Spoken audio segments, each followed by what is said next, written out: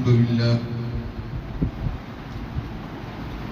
لله نحمده ونستعينه ونستغفره ونؤمن به ونتوكل عليه ونعوذ بالله من شرور أنفسنا ومن سيئات أعمالنا من يهده الله فلا مضل له ومن يضلله فلا هادي له ونشهد أن لا إله إلا الله وحده لا شريك له ونشهد أن سيدنا ونبينا ومولانا محمدا عبده ورسوله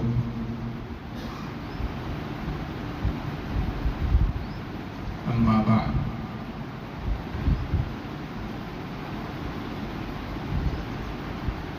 قال الله سبحانه وتعالى أعوذ بالله من الشيطان الرجيم بسم الله الرحمن الرحيم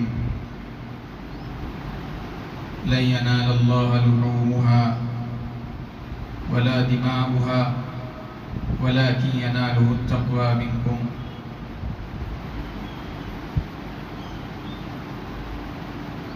قال أصحاب رسول الله صلى الله عليه وسلم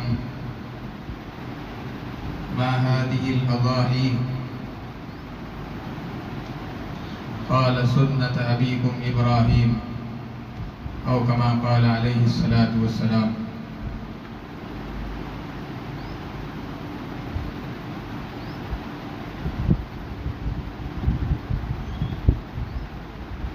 معزز سامعین اکرام،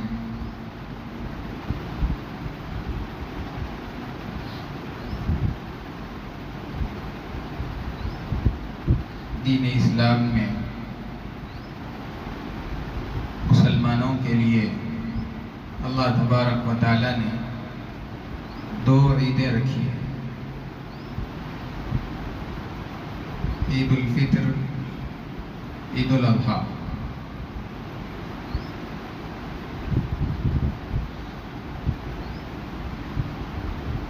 قربانی والا عمل یہ حضرت آدم علیہ السلام کے زمانے ہی سے چلا رہا ہے۔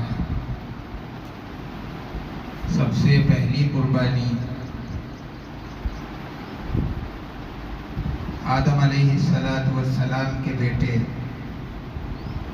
حابیل نے اللہ کے دربار میں پیش کی تھی، اور پھر یہ قربانی والا سلسلہ تمام امتوں میں مختلف شکل و صورت میں مختلف احکامات کے ساتھ چلتا رہا۔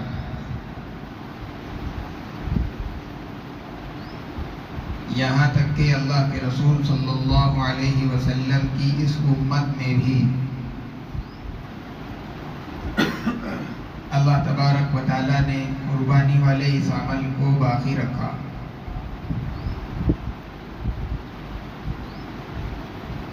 چنانچہ دنیا بھر میں لاکھوں انسان لاکھوں جانوروں کو اللہ کے نام پر قربان کرتے ہیں،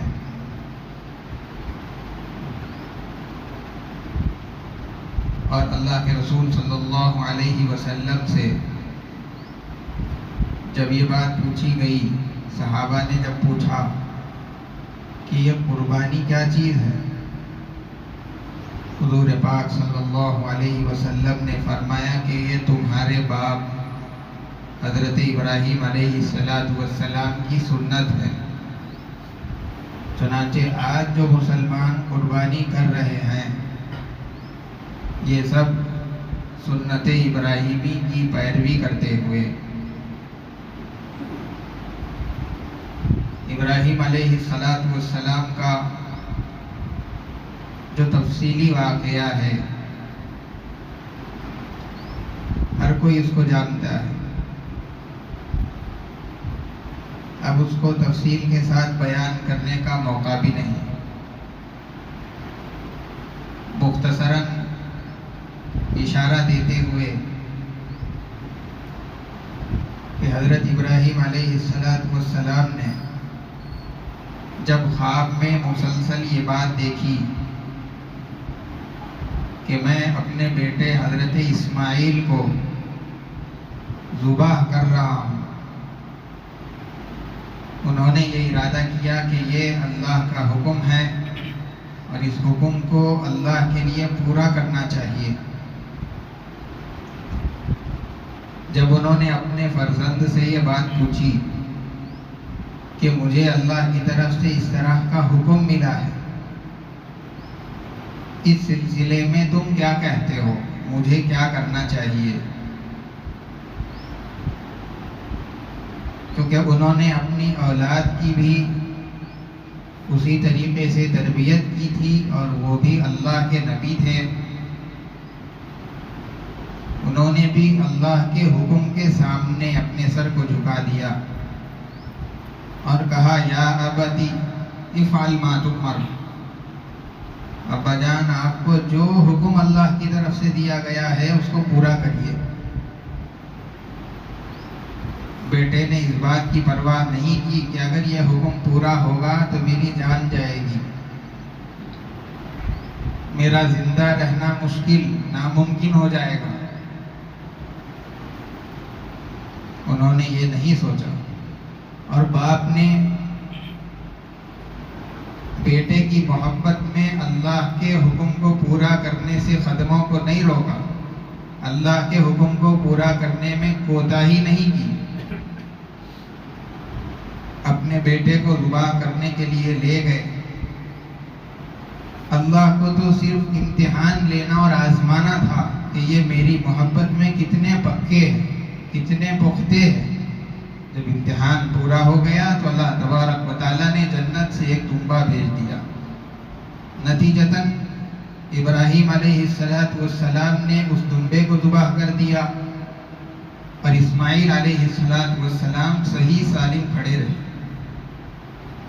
ابراہیم علیہ السلام نے اس واقعے سے اپنے اس عمل کے ذریعے سے بعد والی ساری انسانیت کو اس بات کا پیغام دے دیا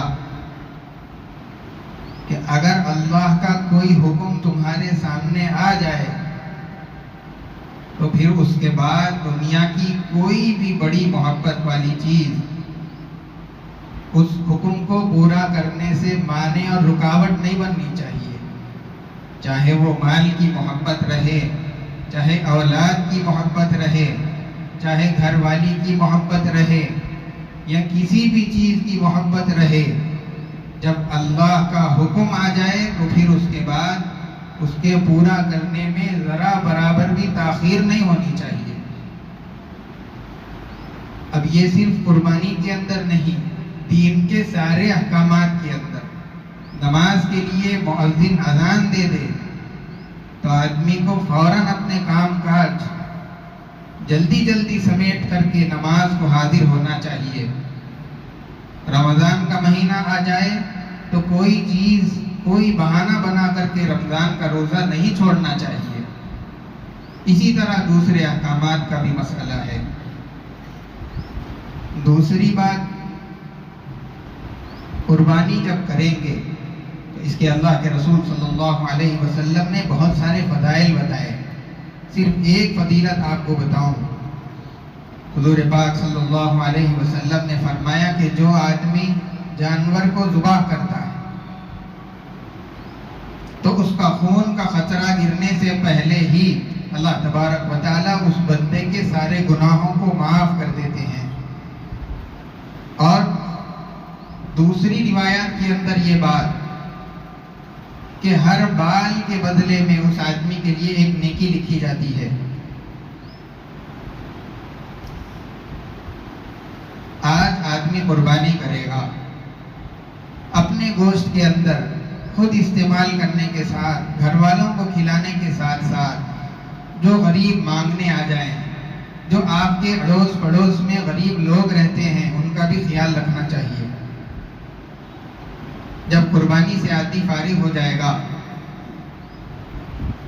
تو جانور میں سے نکلنے والی گندگی، اس کو جو چارہ کھلایا تھا وہ گندگی، کچرا، یہ سب چیزیں باقاعدہ حکومت نے پھینکنے کا جہاں انتظام کیا ہے वहाँ पर ले जा करके फेंकना चाहिए।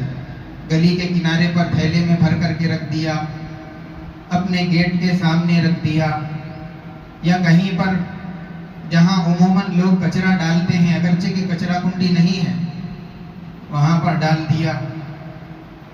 इस तरह नहीं होना चाहिए। दीन इस्लाम पाकी सफाई वाला मजहब है, ये हमको पाकी और सफाई सिखलाता है।